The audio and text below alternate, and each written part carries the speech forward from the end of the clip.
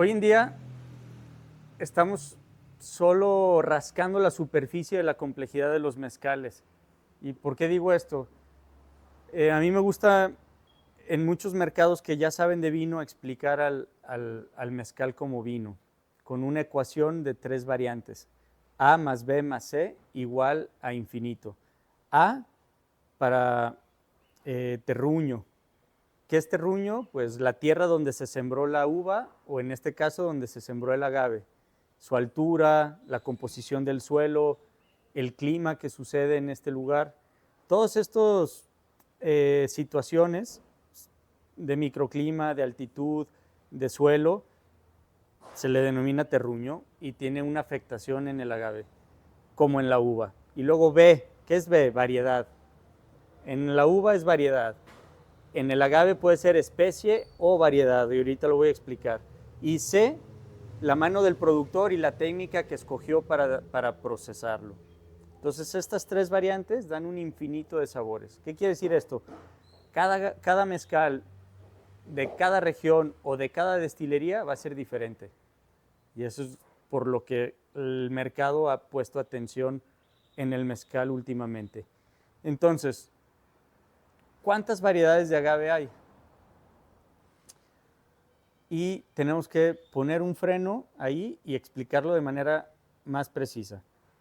Vitis vinifera es la especie o el nombre científico para uva. Y esa es una especie. Variedades de la uva serían abajo de especie. Y abajo de la especie Vitis vinifera, variedades voy a decir todas las que conocen de vinos o algunas. Merlot, Cabernet, Zinfandel, Pinot Noir, Shiraz, y tú las puedes nombrar, todo el resto.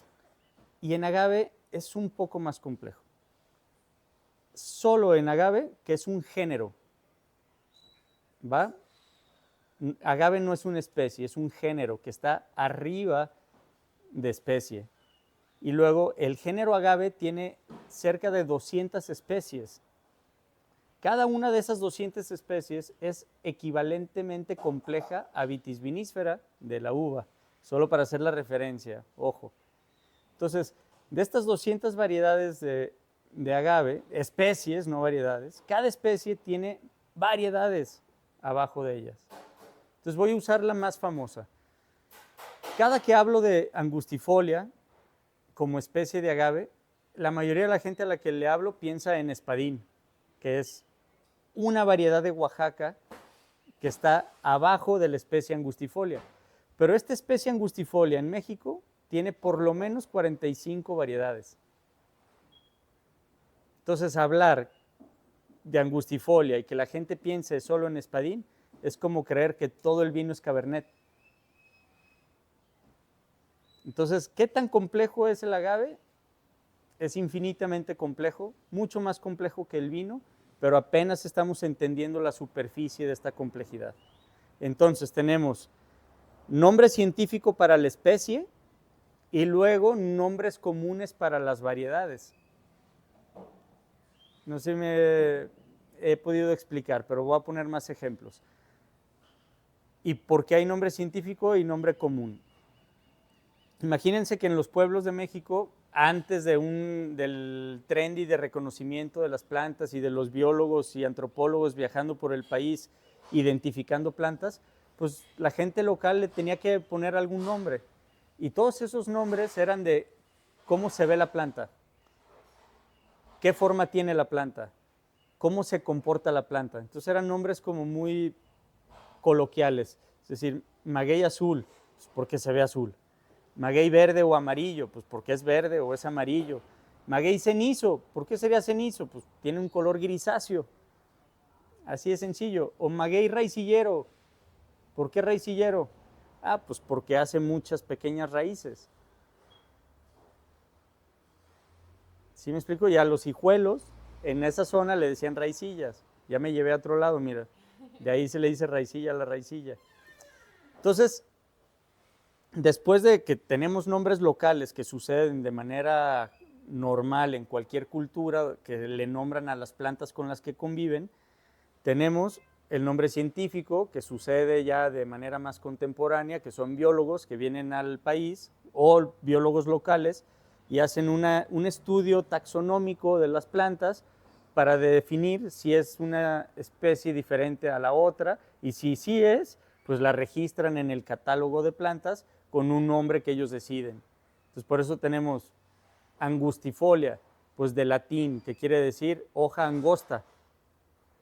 O tenemos inaquidens, que en el latín viene como de inequidad, porque sus espinas se encuentran. Entonces los biólogos usan nombres que no hacen mucha referencia a la historia ni a la cultura de México, sino es una referencia de ellos. Muchas veces, así como hice referencia a las palabras latinas, también son referencias a sus apellidos. Por ejemplo, hay un agave que se llama valenciana, porque hubo un ingeniero que ayudó a la investigación, que llevó a los biólogos, que se apellidaba Valencia, y le pusieron el nombre de valenciana en agradecimiento a él. Pero muchas veces esta comunidad académica como que se le olvida reconocer al pueblo, ¿no? ¿Por qué no le pusieron el nombre de uno de la gente local que les dijo, allá hay un agave que no conocen? Es un poquito el ego académico. Hay otro agave que se llama Vázquez Garciae, hay otro agave bueno, hay un montón de agaves con apodos o apellidos, por ejemplo, Salmiana Becker o Maximiliana Becker. Entonces Maximiliana, no sé por qué le pusieron Maximiliana, pero Becker es el apellido del biólogo que la registró. O tenemos otros que son Gentry, y Gentry fue el biólogo que la registró. Pero eso no tiene ningún sentido o interacción cultural. Entonces, las marcas hemos tratado de mantener vivos ambos. Es que si buscas hoy en día los nombres locales de algunas regiones, no vas a encontrar nada en internet, pero si buscas el nombre científico, pues vas a encontrar publicaciones del estudio, de dónde se encontró, de cómo es, pues por obvias razones. Entonces las marcas tratamos de poner el nombre científico de la especie y aparte la variedad con el nombre local. ¿Para qué? Pues para mantener viva la historia local y para que la gente que lo consuma pueda encontrar una referencia en internet de la variedad o de la especie que se está tomando. Entonces, esa es la diferencia entre nombre científico y el nombre local. ¿Sí? El nombre científico se va a la especie y los nombres locales se van a las variedades de esa especie. Sobre las 200 especies, no variedades, de agave que existen en el mundo, sabemos que alrededor de 150 son endémicas de México. O sea, México es el grueso de la existencia del agave. También la tenemos en los estados del sur de Estados Unidos y en algunos países de Sudamérica e inclusive hasta Ecuador. Pero el grueso de las especies de agave existen en México. ¿Qué quiere decir esto? Que los científicos han encontrado que México fue el epicentro de esta especie y que luego se fue acomodando y adaptando a otras zonas. Pero México es como de donde es el agave. ¿Va? 200 especies, no sabemos a ciencia cierta cuántas variedades. Pero si nada más de angustifolia conocemos cerca de 40 o 45, pues imagínense. O sea, hay 1000 o miles. Y muchas por todavía descubrir o entender que no conocemos. Porque aparte el agave hibridiza. Ciertos agaves hacen flores, diferentes especies, en la misma época del año y los polinizadores cruzan polen. Entonces esas semillas ya son híbridos de dos especies. Entonces no sabes si se va a volver una especie nueva o una variedad o desaparece. Entonces hay un constante cambio, es un género muy prolífero. O sea, yo me encanta decir que el agave es un sobreviviente, es una planta que le gusta